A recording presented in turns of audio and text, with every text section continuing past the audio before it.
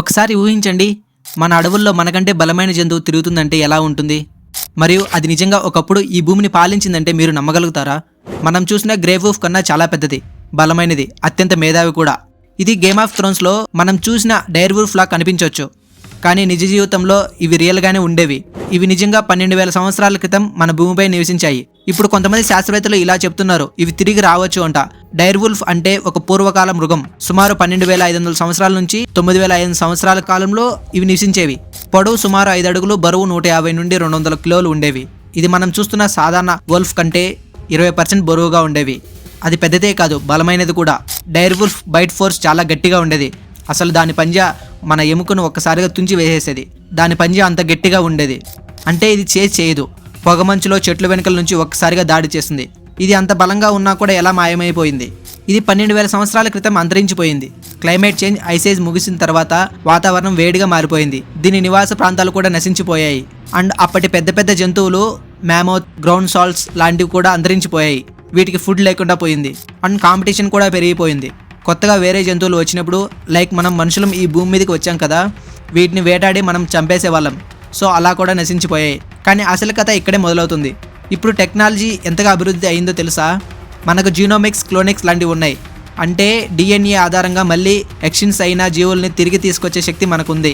కానీ డైర్ వూల్ఫ్ విషయంలో కొన్ని సమస్యలు ఉన్నాయి. డైర్ వూల్ఫ్ డిఎన్ఏ చాలా డిగ్రేడ్ అయింది, పూర్తిగా గుర్తించలేం. కొందరు శాస్త్రవేత్తలు చెప్పిన దాని ప్రకారం మనం గ్రే వూల్ఫ్ డిఎన్ఏని తీసుకొని దానిని మాడిఫై చేస్తే డైర్ వూల్ఫ్ ట్రైట్స్ కలిగిన జీవిని తయారు చేయవచ్చు. ఇది ఖచ్చితంగా డైర్ వూల్ఫ్ కాదు, కానీ దానికి దగ్గరగా ఉండే జీవి. మనిషి ప్రకృతిని మార్చడం సరైందా లేక ప్రమాదకరమా? పాజిటివ్గా చూసుకుంటే మన గతంలో కోల్పోయిన బ్యాలెన్స్ని తిరిగి తీసుకురాగలమేమో. పెద్ద మృగాలు తిరిగి వస్తే వన్యప్రాణి వ్యవస్థ బలంగా మారుతుంది. ఉదాహరణకు డైర్ వూల్ఫ్ లాంటి ప్రొటెక్టర్లు ఉంటే జింకల జనాభా ఎక్కువ కాకుండా ఉంటుంది. కానీ వీటి వల్ల మన సమకాలీన ఎకోసిస్టమ్ పూర్తిగా దెబ్బతినే ప్రమాదం కూడా ఉంది. అందరూ ఒకటే చెప్తున్నారు, ఎక్స్టింక్ట్ అయిన జీవులు తిరిగి తీసుకురావడం అంటే ఒక గ్యాంబ్లింగ్. గేమ్ ఆఫ్ థ్రోన్స్ లో మనం చూసిన డైర్ వూల్ఫ్ ఎలా ఉంటాయో గుర్తుంది కదా? రైడర్లను మోసేంత పెద్దవి, లోయల్ని దాటి పనిచేసేంత శక్తివంతమైనవి. కానీ నిజమైన డైర్ వూల్ఫ్ అలాంటిది కాదు.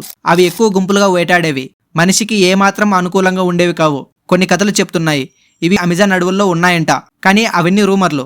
అయితే ఊహించండి, ఒక టైం ట్రావెల్ యంత్రం ద్వారా ఒక డైర్ వూల్ఫ్ ప్యాక్ని మనం ఎల్లో స్టోన్ పార్క్కి తీసుకొచ్చామంటే వాటిని మనం నియంత్రించలేం.